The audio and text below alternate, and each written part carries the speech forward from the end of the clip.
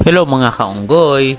Meron pala akong ituturo sa inyong bagong tricks dito sa Facebook. Baka napapansin mo yung kulay orange sa notes doon sa ibabaw.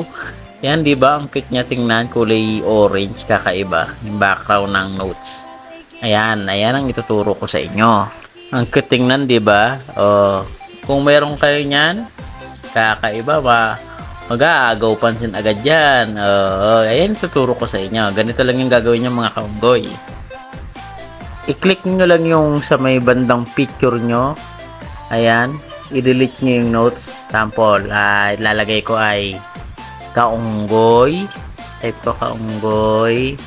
Tapos, para maging kulay orange yung background nyo, maglalagay lang kayo ng eto, Momo. Ghost. Yan. Then, sure. Try nyong i-share yan. Ayan, magiging orange na, di ba? Then, try ulit tayo. Delete ko na muna to.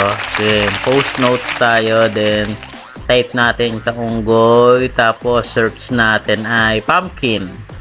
Ayan, pag nilagay mo yung pumpkin na yan, then share, lalabas din yan. Magiging kulay orange pa rin yun. Di ba? Ang cute. Okay, gawa ulit tayo. Delete yung notes. Then, create new notes.